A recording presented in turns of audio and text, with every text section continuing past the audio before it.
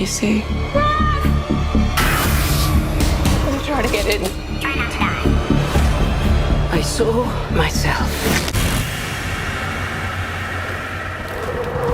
The Watchers is a brand new horror thriller film directed by Ishana Shyamalan, and Ishana is M. Night Shyamalan's daughter, and I thought that was such a cool fact that I would bring it up at the top of this video, because not only is M. Night Shyamalan's daughter directing films, but she chose a horror thriller film as her debut movie, and that's just really cool. The movie stars Dakota Fanning, and Dakota Fanning is a girl who's living in Ireland and basically on the run from her past, because 15 years prior to the events of this movie, she was in a accident with her twin sister and her mother, where her mother died in that accident, and she basically blames herself for that accident, and so she's been on the run from that ever since. Not on the run legally, but just to herself. She doesn't like who she is. She doesn't like what she thinks she did in that accident, and so she's been on the run. She's cut off her family, her friends, and she's just living alone in Ireland.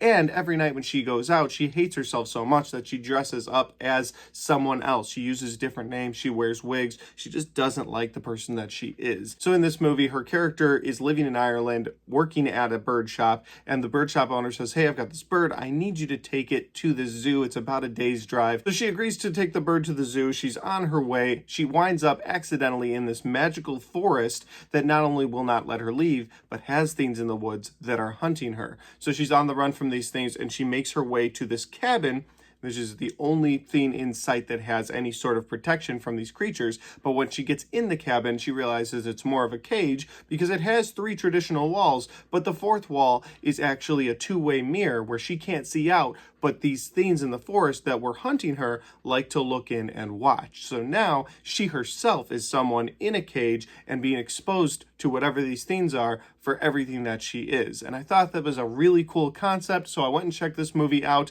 And I would say that if you think this is an interesting concept of a horror film, you should check this movie out in theaters. With that said, let's get into my positives and some of my negatives. The first positive I have for this movie is Dakota Fanning. It's really cool to see her in another movie. I remember seeing her last year in Equalizer 3 and being like, wow, I haven't seen her in a film in so long. Looked at her IMDb, and she's been doing a lot of TV shows, but she hasn't done a lot of movies in a long time. And I just remember this one time where in my life, Dakota Fanning seemed to be in all movies in the theater, and then she was just kind of gone. So it was nice to see her back in this movie. I think she can act really well, and I think she does a great job in this film. My next positive for this movie is the horror thriller aspect of this movie is really locked into place for the first 2 acts. And Ishana, it seems like, is much like her father when it comes to storytelling, because the first 2 acts of this movie are very suspenseful, not giving you a lot of details, giving you a lot of characters, but not giving you a lot of detail, and just sort of letting you learn with the characters. And I think that the horror and thriller aspects of this movie truly work in those first 2 acts. I think she does a great job. And much like her father, it all comes down to that 3rd act. And I'm sorry, it's hard to base someone on their father's work, because M. Night in and of himself is a master at horror, and sometimes is the worst at horror. And so it's a bit unfair to then judge her on her debut movie based on her father's work, but that's just what's going to naturally happen. So in this film, I think that she did a great job building the horror, building the tension in those first 2 acts. There's creepy looking creatures. They don't show you too much of them, so you're not scared of them anymore, but they show you just enough to keep you a little creeped out while trying to learn what's going on in this movie. And finally, I really loved the type of monster that they ended up using, but I believe that that's a bit of a spoiler, so I'm not going to talk about it in this review anymore. I'm just going to say that I appreciated the type of monster that they used, and it's an underused monster in monster horror films,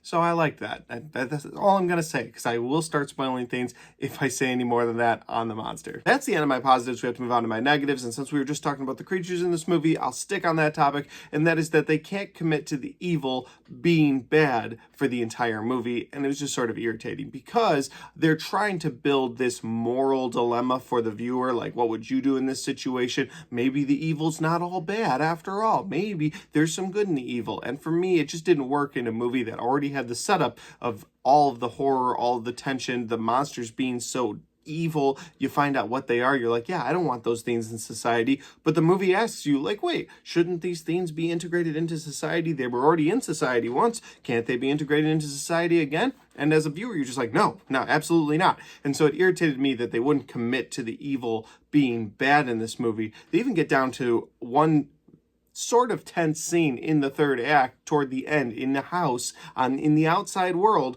where something goes down between Dakota Fanning and a monster, and I hated the way they ended that confrontation. I really did. And that sort of bleeds into my other negative for this movie, and that is that the third act, to me, was an absolute mess. Great setup for a movie, a lot of suspension, a lot of tension in the first two acts of this film. As you get to the third act, you really need to send it home here, and once they reveal the monsters and reveal the plan of the people that are stuck in this cage in the woods, it's just paint by numbers, incredibly predictable, not very suspenseful, and you get to, again, that third act, final scene confrontation between Dakota Fanning and between this monster, and they're like, the evil's not all bad. It's not that bad. So those two negatives sort of go together because, again, I don't like a movie that won't commit to something. I have no problem with a movie that wants to give a moral dilemma to the audience, but at least define the evil as what it is.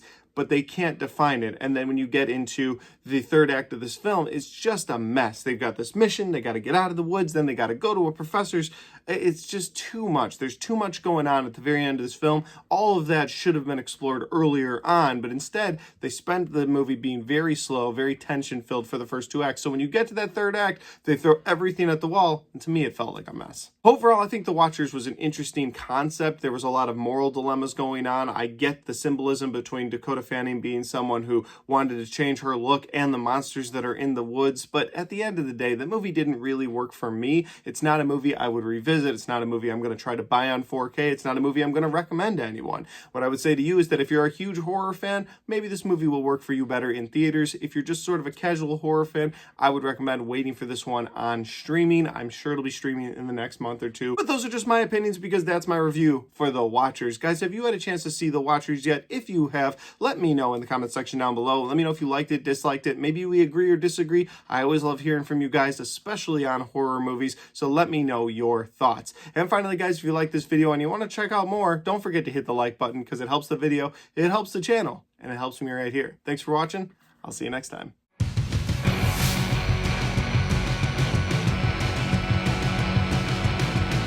Alright guys, we get to the end of my Watchers review, and I am tired. It is really early in the morning. I got up at 5 a.m. so that I could just get this review done before I go on my work trip. I haven't done my Bad Boys review yet, but it has been that kind of a weekend. Lots going on. With that said, if you want to check out any of the other content on my channel, well, I've got all of my horror movie reviews right there, and I've got all of my 2024 movie reviews right there.